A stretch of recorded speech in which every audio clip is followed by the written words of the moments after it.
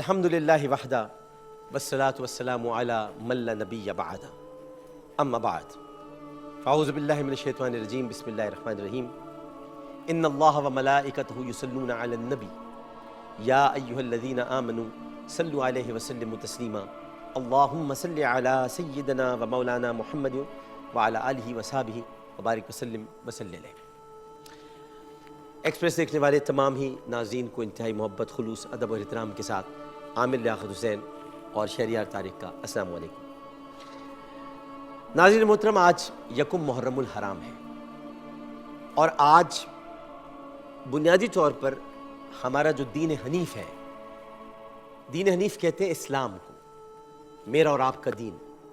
اللہ تعالیٰ کا یہ ہم پر احسان ہے کہ اس نے سب سے پہلے ہمیں انسان بنایا اور پھر اس کے بعد اس نے ہمیں مسلمان بنایا اور پھر اس نے ہمیں محمد مصطفیٰ صلی اللہ علیہ وآلہ وسلم کا امتی بنایا، ہمیں صحابہ کا عاشق بنایا، ہمیں اہل بیت سے محبت کرنے والی ادائیں سکھائی۔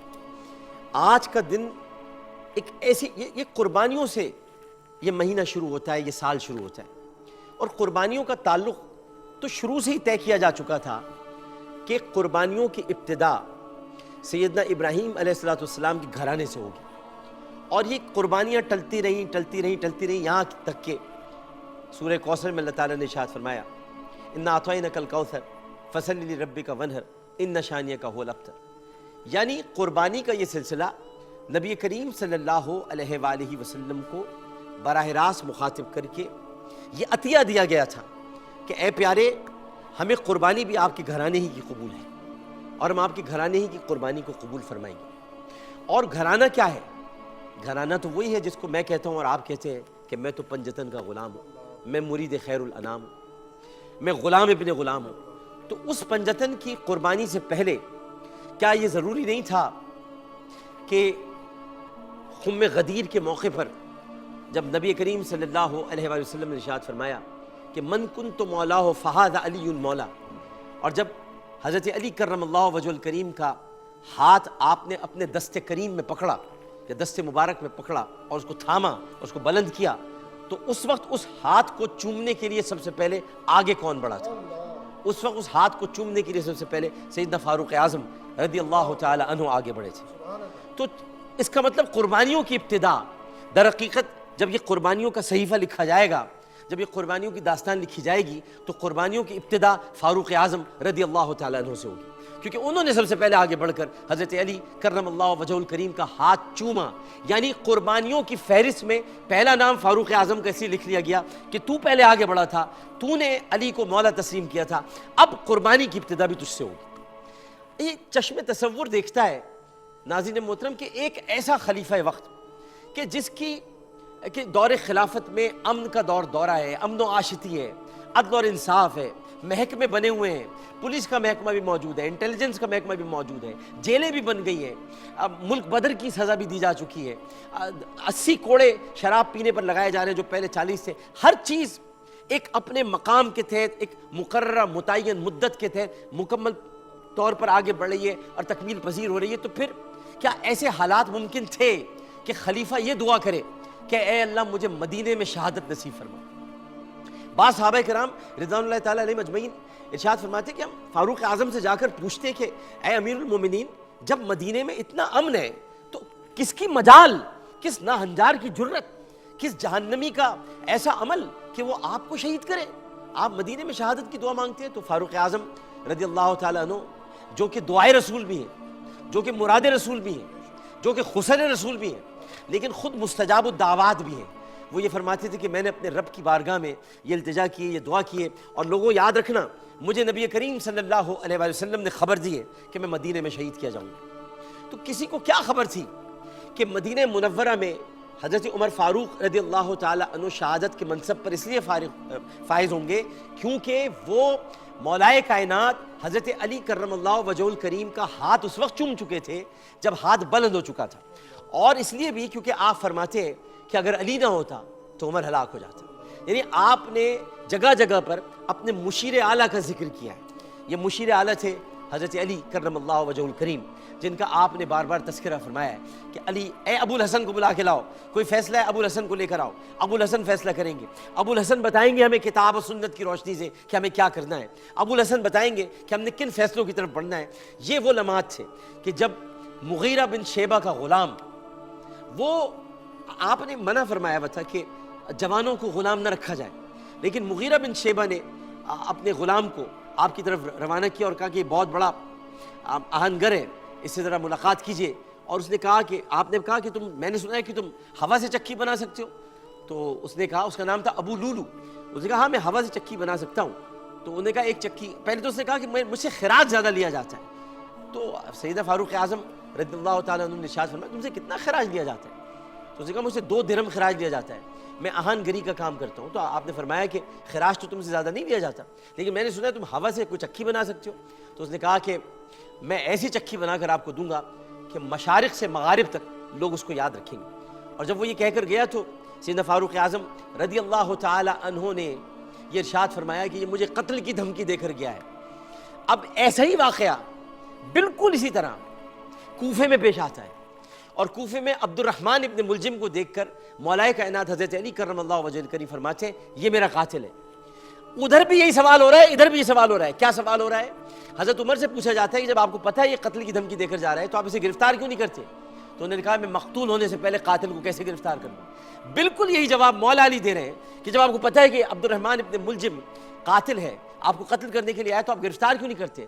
ایگزیکٹلی یہی ورڈ تھے کہ میں مقتول ہونے سے پہلے قاتل کو کیسے گرفتار کروں۔ کیا مماثلت ہے، کیا قربت ہے، کیا محبت ہے، اور کیا طریقہ کار ہے کہ علی نہ ہوتا تو عمر ہلاک ہو جاتا۔ کیا علم و ہنر کے وہ باب کھلے ہوئے ہیں کہ جہاں پر مولا کائنات حضرت علی کرم اللہ وجہ الکریم کا قلم تحریر کر رہا ہے اور زبان فاروق اعظم رضی اللہ تعالیٰ عنہ کی۔ یہ دوستیاں، یہ محبتیں، یہ پیار، یہ قربانیاں، یہ اسلام کی ابتدا سے ہمیں یہ سکھاتی ہیں کہ نفرت نہ کرو، محبت کرو، ایک دوسرے سے عداوت نہ رکھو، پیار اور محبت کی باتیں کرو۔ یہ خلفائے راشدین، یہ اہل بیت اطہار، یہ صحابہ کرام رضوان اللہ تعالیٰ علیہم اجمعین، یہ سب ایک ہیں۔ ہاں تمہیں جدا کرنے کے لیے لوگ آئیں گے جو تم کو جدا کریں گے، کبھی مسلک کی بنیاد پر، کبھی فرقے کی بنیاد پر، کبھی طریقوں کی بنیاد پر، کبھی اطاعت کی بنیاد پر، اور کبھی اس بات پر کہ کون پہلے ہے اور کون دوسرے ہے۔ یاد رکھو سب رسول اللہ کے محبوب ہیں، سب نبی کے چاہنے والے ہیں، اور سب کو نبی چاہتے تھے، اور جس کو نبی نے چاہا امتیوں کا فرض ہے کہ وہ ان کو چاہیں۔ زیادہ سوال نوکر نہیں کرتے ہیں، نوکروں کو سوال کرنے کی اجازت نہیں ہوتی ہے، نوکروں کو صرف مالک کے حکم پر چلنا پڑتا ہے، اور مالک کا حکم یہی ہے کہ میرے صحابہ سے بھی پیار کرو، اہل بیت سے بھی محبت کرو۔ یہ کون ہے فاروق اعظم؟ یہ میں اس فاروق اعظم کی بات کر رہا ہوں کہ جب وہ اسلام لے کر آئے تو 40 صحابہ کرام رضوان اللہ تعالیٰ علیہم اجمعین نے بآواز بلند نعرہ لگایا اللہ اکبر۔ یا میں اس فاروق اعظم کی بات کر رہا ہوں کہ جن کی معیت میں پہلا جلوس خانہ کعبہ کی طرف روانہ ہوا تھا۔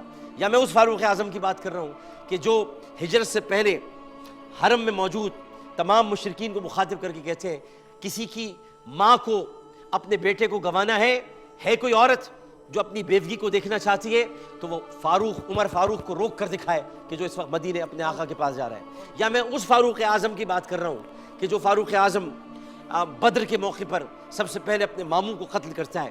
یا میں اس فاروق اعظم رضی اللہ تعالیٰ عنہ کی بات کر رہا ہوں کہ جو فاروق اعظم نبی کریم صلی اللہ علیہ وسلم کے ساتھ ہر مشکل وقت میں ڈٹ کر کھڑا رہا۔ یا میں اس فاروق اعظم رضی اللہ تعالیٰ عنہ کی بات کر رہا ہوں کہ جب نبی کریم صلی اللہ علیہ وسلم نے ارشاد فرمایا کہ میں اپنی تمام بیویوں سے فی الوقت قطع تعلق کر رہا ہوں، اور ایک اونچی ڈیوڑی پر جا کر آپ آرام فرما ہو گئے تھے تو آپ سیدہ حفصہ جو آپ کی صاحبزادی ہیں، حفصہ بنت عمر، میری ماں ام المومنین سیدہ حفصہ بنت عمر رضی اللہ تعالیٰ عنہ کے پاس آتے ہیں اور کہتے ہیں کہ کیا تو نے میرے نبی کو تکلیف پہنچائی ہے؟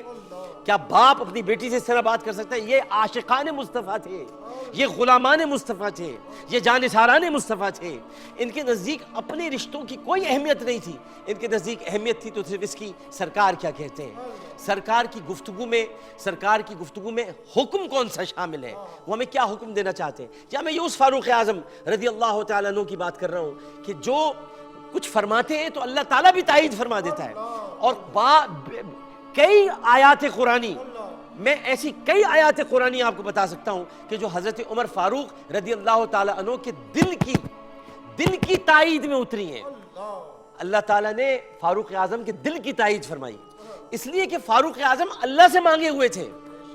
فاروق اعظم اسلام اس طرح نہیں لائے ہیں جیسے دیگر صحابہ کرام لائے ہیں۔ فاروق اعظم اسلام اس طرح لائے کہ اللہ سے ان کو مانگا گیا ہے، اور مانگنے والے کون ہیں؟ نبی کریم صلی اللہ علیہ وسلم فرماتے ہیں یا اللہ عمر بن ہشام یا عمر بن خطاب ان میں سے کسی ایک کو مسلمان کر دے جسے تو بہتر سمجھے۔ یعنی رسول نے اپنی خواہش کو بھی اللہ تعالیٰ کی مشیت پہ چھوڑ دیا، اللہ تعالیٰ کی مرضی پہ چھوڑ دیا، اور پھر کائنات نے دیکھا، فلک نے دیکھا کہ عمر بن ہشام یعنی ابو جہل تو واصل جہنم ہوا، لیکن عمر بن خطاب رضی اللہ تعالیٰ عنہ اسلام کے دائرے میں داخل ہوئے۔ تو اس کا مطلب یہ ہے کہ اگر اللہ سبحانہ و تعالیٰ فاروق اعظم رضی اللہ تعالیٰ عنہ کے فیصلوں کی تائید فرما رہا ہے اور ان کی فیصلوں کی تائید میں قرآنی آیات نازل ہو رہی ہیں، تو اس کا مطلب یہ ہے کہ چونکہ بھیجا بھی اللہ نہیں ہے، چونکہ اللہ نے ہی چاہا ہے کہ یہ جو آپ کی خواہش ہے یہ عمر بن خطاب ہو، اسی لیے فیصلے بھی وہی ہو رہے ہیں جو اللہ چاہتا ہے، کیونکہ جو اللہ چاہتا ہے وہی ہوتا ہے۔ باقی کچھ بندہ کچھ نہیں چاہ سکتا، چاہتا جو رب ہے وہی ہوتا ہے۔ بندے کی خواہش ضرور اللہ پوری کر دیتا ہے، لیکن وہ خواہش بھی اللہ کی خواہش ہوتی ہے، وہ بندے کی خواہش نہیں ہوتی، اس کو بھی اللہ کی خواہش ہی سمجھا جاتا ہے۔ اور پھر کیا آپ مدینے کو پھلتا پھولتا دیکھتے ہیں اس دور کے اندر؟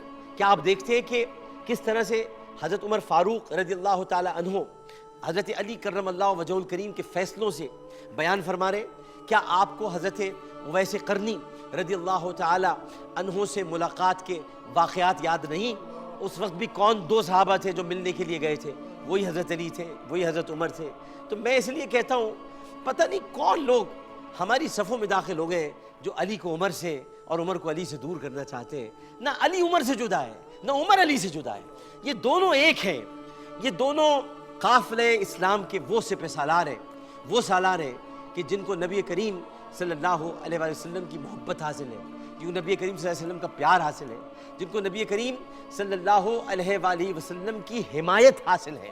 اور آج اسی وجہ سے جب قربانیوں کی داستان رقم ہوتی ہے تو ابو لولو فیروز نے حملہ تو کیا نماز کے دوران، اور آپ کی عادت تھی کہ آپ تمام نمازیوں کو بیدار کرتے تھے نماز کے لیے، اور وہاں پر ابو لولو فیروز بھی موجود تھا، ذمی تھا، موجود تھا، اور وہ دیکھ بھال کے کاموں میں لگا ہوا تھا، اور اس نے اصل میں ایک خنجر بنایا تھا دو دھاری جس کا دستہ درمیان میں تھا، اور اس خنجر سے اس نے حملہ کیا، آپ کی ضرب لگائی، آپ کی آنتیں باہر نکل پڑی۔ 3 دن تک آپ کو جو کچھ کھلایا پلایا جاتا رہا وہ سب کچھ آپ کی آنتوں سے باہر آتا رہا، لیکن آپ اس بات پر پرمسرت تھے کہ آپ کا لہو بہانے والا کوئی مسلمان نہیں ہے، بلکہ ایک آتش پرست ہے جس نے آپ پر قاتلانہ حملہ کیا۔ یہ اسلام پر پہلا خودکش حملہ تھا، کیونکہ ابو لولو فیروز نے حضرت عمر فاروق رضی اللہ تعالی عنہ پر حملہ کرنے کے بعد اس کے پیچھے صحابہ کرام بھاگے۔ اس نے پہلے ایک صحابی کو، پھر دوسرے صحابی کو، قریباً 7 صحابہ کرام رضوان اللہ تعالیٰ علیہ مجمعین کو حملہ کیا، جن میں سے 3 جانبر نہ ہو سکے اور شہید ہو گئے، اور باقی شدید ترین زخمی ہوئے۔ اس کے بعد ایک صحابی نے اس کے اوپر کپڑا ڈالا، اور کپڑا ڈال کر اس کو قبضے میں کیا، اور قبضے میں جیسے اس کو کیا اس نے وہی خنجر اپنے پیٹ میں اتار لیا، اور خودکش حملہ اس کا کامیاب ہوا اس لحاظ سے کہ وہ اپنے آپ کو مارنے میں کامیاب ہو گیا۔ یعنی اسلام میں پہلا خودکش حملہ ابو لولو فیروز نے حضرت عمر فاروق رضی اللہ تعالی عنہ پر کیا، اور ان 3 دنوں کے دوران فاروق اعظم رضی اللہ تعالی عنہ جب بستر علالت پر تھے تو انہی 3 دنوں کے دوران آپ کی جب حالت غیر ہوتی گئی تو آپ نے اپنے صاحبزادے حضرت عبداللہ ابن عمر رضی اللہ تعالی عنہ کو بلایا، اور ان سے کہا، جو کہ بہت بڑے فقیہ صحابی ہیں، اور ان کو بلا کر کہا کہ اے بیٹا، مجھے لگتا ہے میرے جانے کا وقت قریب آ گیا ہے، تم ایک کام کرو، تم ایسا کرو کہ تم ام المومنین سیدہ عائشہ صدیقہ رضی اللہ تعالی عنہا کے پاس جاؤ، اور دیکھو اب میں خلیفہ نہیں رہا۔ تو نے کہا بابا آپ خلیفہ کہ نہیں، میں خلیفہ نہیں رہا کیونکہ اب میں معذور ہو گیا ہوں، اب مجھ پر قاتلانہ حملہ ہو گیا ہے، اب میں فیصلے کرنے کے قابل اس وقت نہیں ہوں، لیکن تم میری ماں کے پاس جاؤ اور ان سے جا کر یہ کہو کہ عمر ابن الخطاب، امیر المومنین نہیں بیٹا، عمر ابن الخطاب اپنے رفقا کے پاس دفن ہونے کی اجازت چاہتا ہے۔ اگر وہ اجازت دے دے تو پھر تم مجھے سیدنا ابو بکر صدیق رضی اللہ تعالیٰ عنہ کے زانوں کے پاس میرا سر رکھ دینا اور وہیں مجھے دفن کر دینا، اور اگر وہ اجازت نہ دے تو کوئی بحث مت کرنا اور بلا چونچنا واپس آ جانا۔ یہ فاروق اعظم کا عدل آپ کو بتا رہا ہوں آخری وقت میں بھی۔ اور اس کے بعد کیا ہوا، حضرت عبداللہ ابن عمر کس طرح سے گئے، کیسے جا کر انہوں نے درخواست کی، ریکویسٹ کی، یہ میں آپ کو بتاتا ہوں ایک وقفے کے بعد حاضر ہوتے ہیں۔ السلام علیکم ورحمۃ اللہ۔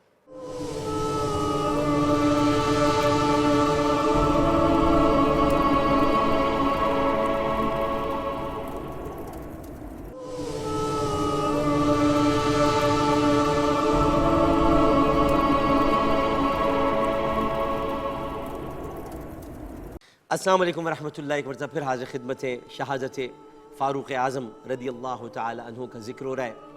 تو حضرت عبداللہ ابن عمر رضی اللہ تعالی عنہ، یہ وہی حضرت عبداللہ ابن عمر ہے۔ میں ایک بات ان کے بارے میں بھی آپ کو بتا دوں کہ حج کے موقع پر 61 ہجری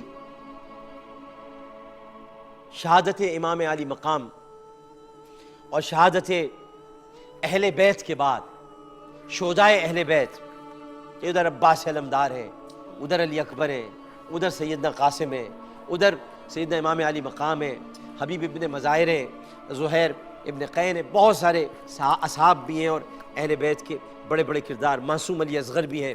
ان سب کی شہادتوں کے بعد حج کا جب موقع آیا تو کسی کوفی نے حضرت عبداللہ ابن زبیر سے، حضرت عبداللہ ابن عمر سے پوچھا رضی اللہ تعالی عنہ، یہ بتائیے کہ اگر احرام کی حالت میں ہم کسی مچھر کو مار دیں اور مچھر کا خون ہمارے احرام پر لگ جائے تو کیا دم واجب ہوگا؟ تو اس پر حضرت عبداللہ ابن عمر رضی اللہ تعالیٰ عنہ نے قہر آلود نظروں سے اس کوفی کی طرف دیکھتے ہوئے کہا، جب حسین کو قتل کر رہے تھے تو یہ سوال ذہن میں نہیں آیا تھا؟ تو یہ ہیں محبتوں کے وہ رشتے۔ یہ حضرت عبداللہ ابن عمر کہہ رہے ہیں جب حسین کو قتل کر رہے تھے تو یہ سوال ذہن میں نہیں آیا تھا۔ اس کا مطلب کہ گھرانے فاروق اعظم کی، گھرانے اہل بیت سے عقیدت کا کیا عالم تھا۔ یہ وہی عبداللہ ابن عمر ہے جو اپنے بابا کے پاس روتے ہوئے گئے تھے کہ دیکھیں میں حسن حسین کے ساتھ کھیل رہا ہوں اور حسن نے مجھ سے کہا ہے کہ تم تو غلام زادے ہو، تم ہمارے ساتھ کیسے کھیل سکتے ہو؟ تو حضرت عمر نے کہا بیٹا جا یہ تحریر لکھوا کے لیا۔ انہوں نے کہا بابا کیا کہہ رہے ہیں آپ؟ نے کہا لکھوا کے لیا، کہ میں تو خلیفہ کا بیٹا ہوں، تو میں نے تم تحریر تو لکھوا کے لاؤ۔ اور اس کے بعد جب تحریر لکھوا کے لائے تو آپ نے اس تحریر کو آنکھوں سے چوما اور اس کے بعد اپنے امامے میں اس کو رکھ لیا اور کہا تیرا شکریہ بیٹا کہ تو نے عمر کو غلام زادہ کہلوایا، اب یہی تحریر لے کر میں روز حشر نبی کریم صلی اللہ علیہ وسلم کے پاس جاؤں گا اور ان سے بخشش کی سفارش کروں گا۔ اب اندازہ لگا لیجئے کہ جو خلیفہ وقت جس کی دبدبے اور جس کے روب سے مشرکین کانپتے ہوں، اہل قادسیہ کے دل لرزتے ہوں، وہ شخص، وہ ہستی یہ لکھوا رہی ہے اپنے لیے کہ میں اہل بیت کا غلام زادہ ہوں۔ تو اب آپ سوچ لیجئے کہ کتنی بڑی ہستی ہوں گی۔ تو یہی عبداللہ ابن عمر رضی اللہ تعالیٰ عنہ یہ ام المومنین سیدہ عائشہ صدیقہ رضی اللہ تعالیٰ عنہ کے پاس تشریف لے گئے اور ان سے اجازت چاہیے۔ سسکیوں کی آوازیں آ رہی تھیں حجرے سے، اور ظاہر ہے کہ آپ پردہ نشین خاتون ہیں، آپ نے حجرے سے ہی جواب دیا کون آیا ہے؟ آپ نے کہا میں عبداللہ عمر کا بیٹا ابن عمر۔ تو سب سے پہلا سوال آپ نے کیا عمر کی حالت کیسی ہے؟ تو انہوں نے کہا کہ حالت ان کی ٹھیک نہیں ہے، شہادت کی طرف گامزن ہے۔ انہوں نے کہا کہ اللہ تعالیٰ اس پر اپنا رحم فرمائے، وہ امت کے بہترین اشخاص میں سے ایک شخص ہے۔ تو آپ نے کہا کہ بابا جان نے مجھ سے کہا ہے کہ ام المومنین سے پوچھئے کہ اگر وہ شہید ہو جاتے ہیں تو کیا ان کو ان کے رفقائے کار کے پاس دفن ہونے کی اجازت آپ دے سکتی ہیں؟ کیونکہ حضرت عمر جانتے تھے کہ یہ جگہ حضرت عائشہ نے اپنے لیے رکھی ہے، کیونکہ جگہ اس لیے رکھی تھی جو نبی کریم صلی اللہ علیہ وسلم جہاں پر آرام فرما ہے وہ شوہر ہو گئے، اس کے بعد باپ، تو بیٹی وہاں دفن ہو سکتی ہے، لیکن اگر حضرت عمر دفن ہو جاتے تو پھر محرم نامحرم کا مسئلہ آ جاتا۔ آپ ذرا دیکھیے ان ہستیوں کا علم اور فضل دیکھیے کہ کہاں تک تھا۔ تو آپ نے کہا کہ نہیں، میں اپنی ذات پر عمر کو ترجیح دیتی ہوں اور یہ جگہ حضرت عمر کے لیے ہوگی۔ اب یہ سب کچھ مشیت طے کر چکی تھی، مشیت الہی یہ سب کچھ طے کر چکی تھی۔ آپ نے جا کر یہ خبر اپنے والد کو دی تو حضرت عمر فاروق رضی اللہ تعالی عنہ نے پہلی مرتبہ نقاہت بھری آواز میں نہیں بلکہ اپنی پرانی آواز میں کہا الحمدللہ، میں اللہ کا شکر ادا کرتا ہوں جس نے ام المومنین سیدہ عائشہ صدیقہ رضی اللہ تعالی عنہ کے دل میں یہ بات ڈالی کہ میں اپنے رفقائے کار کے پاس دفن ہو سکوں، اور پھر یہی ہوا۔ لیکن جب سیدنا فاروق اعظم رضی اللہ تعالی عنہ سفر شہادت طے فرما رہے تھے، آپ کو یہ معلوم ہونا چاہیے کہ اتنے ذہین تھے آپ۔ آج میں آپ کو یہ عقدہ بھی آج اس کو بھی ریزالو کر کر چلا جاؤں۔ حضرت ابو بکر صدیق رضی اللہ تعالی عنہ جب اس دنیا سے چلے گئے، شہید تو وہ بھی کیے گئے کیونکہ ان کو زہر دیا گیا تھا، اور تاریخ الخلفاء میں علامہ جلال الدین سیوطی نے لکھا ہے کہ حنفیہ قبیلے کی عورت نے، کیونکہ حنفیہ قبیلے یہ ختم نبوت کا معاملہ تھا اور محافظ ختم نبوت اگر کوئی تھا پہلا تو حضرت ابو بکر صدیق رضی اللہ تعالیٰ عنہ تھے، جنہوں نے مسیلمہ کذاب کا خاتمہ کیا تھا، ختم نبوت کی حفاظت کی تھی۔ اسی قبیلے سے خاتون نے ان کو زہر بھرا ہوا گوشت ایک کھلایا تھا، اور آپ جانتے تھے کہ آپ زہر تو بعض روایات کے مطابق یہ بھی شہید کہلاتے ہیں، لیکن چونکہ صدیق ہیں تو صدیق کا رتبہ شہیدوں سے بڑا ہے۔ پہلے انبیاء ہیں، پھر صدیقین ہیں، پھر شہداء ہیں، پھر صالحین ہیں، تو اس لیے انبیاء کے بعد چونکہ صدیقین کا رتبہ بڑا ہے تو اگر یہ شہید بھی ہو جاتے تو صدیقین کا رتبہ بڑا ہے، شہیدوں کا رتبہ صدیقین کے بعد آتا ہے۔ تو میں عرض یہ کر رہا تھا کہ جو بات بڑی امپورٹنٹ ہے وہ یہ کہ سیدنا ابو بکر صدیق رضی اللہ تعالیٰ عنہ اپنے بعد حضرت عمر فاروق کو خلیفہ نومینیٹ کر گئے تھے۔ حضرت عمر چاہتے تو وہ خلیفہ نومینیٹ کر دیتے، اور خلیفہ نومینیٹ کرنے کا طریقہ بڑا آسان ہوتا ہے۔ خلیفہ نومینیٹ کرنے کا طریقہ یہ ہوتا ہے کہ جو بھی نماز جنازہ پڑھائے گا وہ خلیفہ ہے، جو بھی نماز جنازہ پڑھائے گا وہ خلیفہ ہے۔ آپ نے چونکہ رسول اللہ سے سنا تھا کہ مہاجرین میں خلافت رہے گی، خلافت کس میں رہے گی؟ مہاجرین میں رہے گی، لہٰذا آپ نے اپنی نماز جنازہ حضرت صہیب رومی سے پڑھوائی جن کا روم سے تعلق تھا، اور وہ ایک صحابی تھے، اور ان سے نماز جنازہ پڑھوائی تاکہ یہ بات طے ہو جائے کہ حضرت صہیب رومی خلافت کے امیدوار نہیں ہیں، اور ایک مجلس شورا قائم کر دی جس مجلس شورا میں سارے مہاجر صحابہ تھے، جن میں حضرت عبد الرحمن بن عوف، حضرت عثمان غنی، حضرت سعد بن ابی وقاص، حضرت علی کرم اللہ وجہہ الکریم، یہ سارے مجلس شورا کے اندر شامل تھے، اور اس مجلس شورا کو یہ اختیار دیا تھا کہ وہ یہ طے کرے گی کہ حضرت عمر فاروق رضی اللہ تعالیٰ عنہ کے بعد خلافت کا حقدار کون ہوگا، اور اس کے لیے انہوں نے جو مجلس شورا کا سربراہ تھا وہ حضرت عبد الرحمن بن عوف کو مقرر کیا تھا تاکہ وہ خلافت کے جھگڑے سے ہی نکل جائیں باہر۔ آپ کمال دیکھیے کہ حضرت عبد الرحمن بن عوف سب سے بڑے جید صحابی اس لحاظ سے تھے کہ مدینے میں مکے میں جب آپ کے آنے کی خبر ہوتی تھی تو کس طرح ہوتی تھی معلوم ہے آپ کو؟ ان کے آنے کی خبر اس طرح ہوتی تھی، بڑے بڑے اونٹوں کی دھمک کی آواز آتی تھی۔ مکہ مکرمہ کے سب سے دولت مند صحابی حضرت عبد الرحمن بن عوف تھے، جن کا سارا مال و اسباب اسلام کے لیے خرچ ہوا۔ اس کے بعد تھے حضرت عثمان غنی۔ تو آپ نے کیا کیا؟ آپ نے حضرت عبد الرحمن بن عوف کو سربراہ مقرر کر کے یہ طے کر دیا کہ سربراہ شورا کا جو ہے وہ خلافت کا حقدار نہیں ہو سکتا، کیوں تو فیصلہ کرے گا۔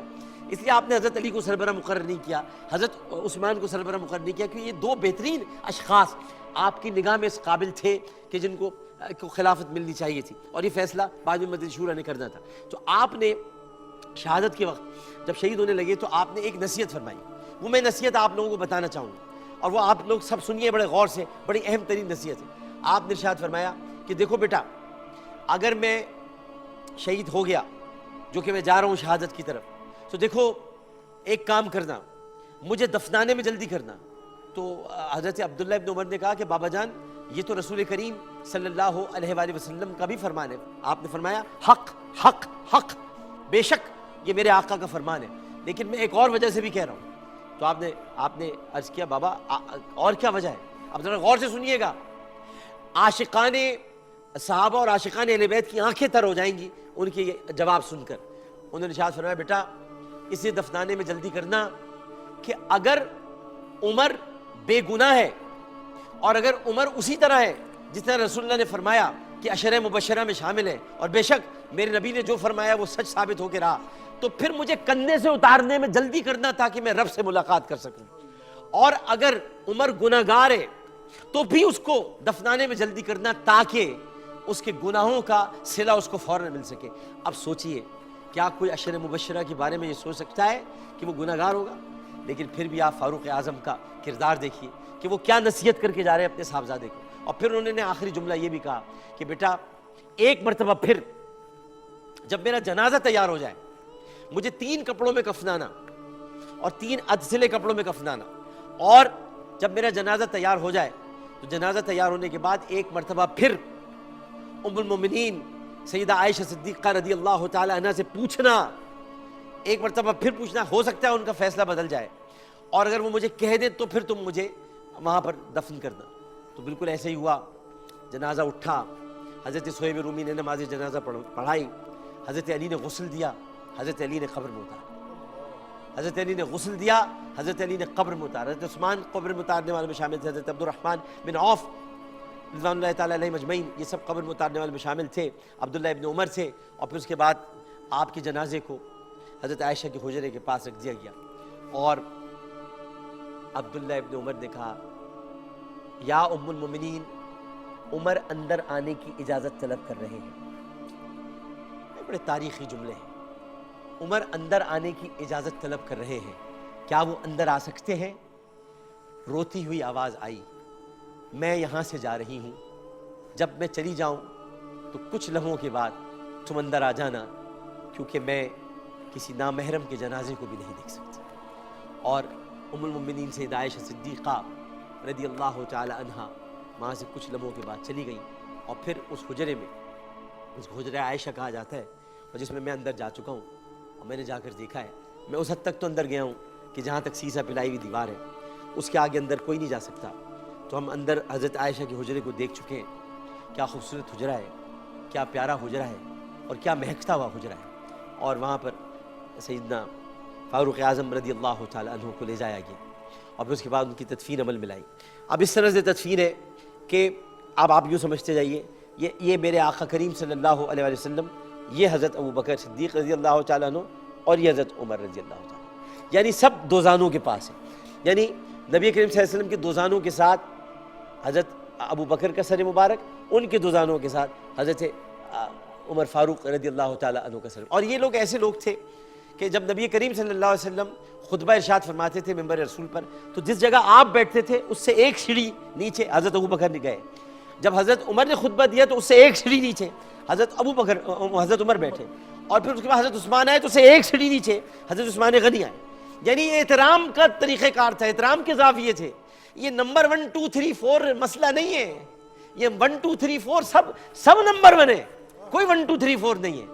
واصلہ سارا یہ ہے کہ جب خلافت راشدہ کا ذکر ہوگا تو یہ تو بتایا جائے گا نا، پہلا خلیفہ، دوسرا خلیفہ، تیسرا خلیفہ، اس میں نمبرنگ نہیں ہوتی، اس میں درجے ہوتے ہیں کہ اس کے بعد یہ خلیفہ آیا، یہ خلیفہ آیا، ورنہ تو کہا جائے تو یہ سب سے بہتر ہے کہنا کہ حضرت علی سے کسی نے پوچھا کہ امت میں سب سے افضل کون ہے، آپ نے کہا حضرت ابو بکر۔ حضرت ابو بکر سے کسی نے پوچھا امت میں سب سے افضل کون ہے، آپ نے کہا حضرت علی۔ حضرت عمر سے کسی نے پوچھا امت میں سب سے افضل کون ہے، انہوں نے کہا ابو بکر اور علی دونوں افضل ہیں۔ یہ تو محبتوں کے عالم تھے، یہ تو پیار تھے، کوئی کسی کو افضل خود کہہ ہی نہیں رہا، سب ایک دوسرے کو افضل قرار دیے جا رہے ہیں۔ تو اسی لیے افضلیت یہ ہے، میں آخری جملہ یہ عرض کر دوں، افضلیت یہ ہے، اس کے بعد ہمارے شہریار طارق صاحب منقبت پیش کریں گے۔ افضلیت یہ ہے، اگر آپ افضلیت حاصل کرنا چاہتے ہیں، اگر افضلیت حاصل کرنا چاہتے ہیں تو صحابہ سے بھی پیار کریں، اہل بیت سے بھی محبت کریں، یہ آپ کی افضلیت ہے۔ آپ اپنی افضلیت کو کبھی مت ٹھوکر ماریے گا۔ آپ کی افضلیت یہ ہے کہ خلفائے راشدین سے ٹوٹ کر محبت کیجئے، اور اہل بیت اطہار سے پھوٹ کر محبت کیجئے۔ یہ آپ کی محبت کا طریقہ کار ہونا چاہیے، یہی آپ کو جہنم اور جنت کے درمیان کے اس راستے پر لے جائے گی کہ جہاں پر آپ کو رضوان ملے گا، اور رضوان آپ کا استقبال کر کے آپ کو جنت کی راہوں پر لے جائے گا۔ ایک وقفہ لیتے، وقفے کے بعد جب ہم حاضر ہوں گے تو جناب شہریار طارق صاحب منقبت پیش کریں گے شان فاروق اعظم رضی اللہ تعالی عنہ۔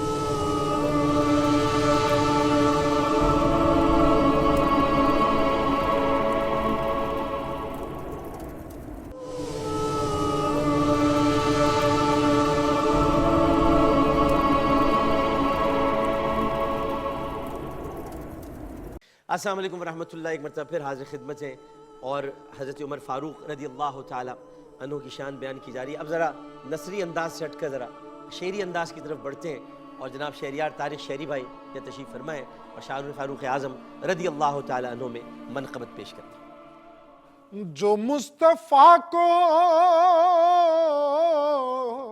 عزیز تر ہے وہی عمر ہے، وہی عمر ہے. گلی گلی ہے، نگر نگر ہے، وہی عمر ہے، وہی عمر ہے. عمر شجاعت، عمر سخاوت، عمر عدل ہے، عمر خلافت. دعائے آقا کا جو ثمر ہے، دعائے آقا کا جو ثمر ہے، وہی عمر ہے، وہی عمر ہے. عمر جو شمشیر لے کے آئے، نبی نے دامن میں یوں سمیٹا. وہ جس پہ سرکار کی نظر ہے، وہ جس پہ سرکار کی نظر ہے، وہی عمر ہے، وہی عمر ہے. نبی نے ان کو اویس کرنی کے پاس بھیجا، علی کے ہمراہ. ابھی ڈاکٹر صاحب جو تھوڑی دیر پہلے اپنے بیان میں قصہ بیان کر رہے تھے، نبی نے ان کو اویس کرنی کے پاس بھیجا، علی کے ہمراہ. یادگار ملاقات تھی. علی کے ہمراہ، علی کے ہمراہ. کیا علی کے ہمراہ حسین سفر ہے، کیا ہم سفر ہے، حسین سفر ہے، کیا ہم سفر ہے. عمر عمر ہے، عمر عمر ہے، علی علی ہے، عمر عمر ہے، علی علی ہے، عمر عمر ہے. نبی کے ہمداں، نبی کے حامی، نبی کے پیارے، عمر ہمارے وہی کا قاتل وفا کا در ہے، وہی کا قاتل وفا کا در ہے. عمر عمر ہے، عمر عمر ہے، علی علی ہے، علی علی ہے، عمر عمر ہے، عمر عمر ہے. سبحان سبحان. اب یہ دیکھیے آپ کے جناب شہریار طارق صاحب نے اپنے اس منقبت میں جب یہ فرمایا کہ علی علی ہے، عمر عمر ہے، یہی تو سارا مسئلہ ہے، یہی تو ختم ہو جاتا ہے. بھائی جو جس کا مرتبہ مقام ہے وہ اس کا مقام ہے. یہاں کسی کے مقام کا کسی کے مرتبے سے کوئی موازنہ نہیں ہے. کسی کو اللہ کے رسول نے علم کا دروازہ کہہ دیا، شہر کا دروازہ کہہ دیا، کسی کو فرق کرنے والا کہہ دیا حق اور باطل میں، کسی کو صداقت کا بادشاہ کہہ دیا، صدیق اکبر کہہ دیا. کیا رسول اللہ صدیق اکبر نہیں ہے؟ یہ بتائیے آپ مجھے، کیا رسول اللہ فاروق اعظم نہیں ہے؟ اگر کوئی کہتا ہے رسول اللہ فاروق اعظم نہیں ہے تو وہ سب سے بڑا گستاخ ہے. رسول اللہ فاروق اعظم ہے، ان سے بڑا فرق کرنے والا کون ہوگا؟ یا ان سے بڑا صدیق اکبر کون ہوگا؟ یا ان سے بڑا حیدر کرار کون ہوگا؟ یا ان سے بڑا جرار کون ہوگا؟ لیکن نبی کریم صلی اللہ علیہ وآلہ وسلم نے ان صحابہ کرام رضوان اللہ تعالیٰ علیہ مجمعین کو یہ القابات، یہ خطابات اور یہ اپنی طرف سے عطیات عطا فرما کر کہ یہ میری طرف سے عطیہ ہے تمہیں، یہ نام، یہ خطاب، یہ لقب، یہ بتانے کی کوشش کی ہے ہر ایک کا مرتبہ جدا ہے، ہر ایک کا منصب الگ ہے، لہٰذا منصبوں کو مقابلے کے لیے استعمال مت کرو، اطاعت کے لیے استعمال کرو، ان کے مناصب کے سامنے جھک جاؤ، اس لیے کہ نبی کے چاہنے والے تھے، انہوں نے وہی کیا اپنی پوری حیات میں جو رسول نے چاہا، انہوں نے وہی کیا اپنی پوری حیات میں جو اللہ کا حکم تھا، لہٰذا تم بھی ان کے اطاعت گزار بن جاؤ، صحابہ کے راستے پر چلو، اہل بیت کے راستے پر چلو۔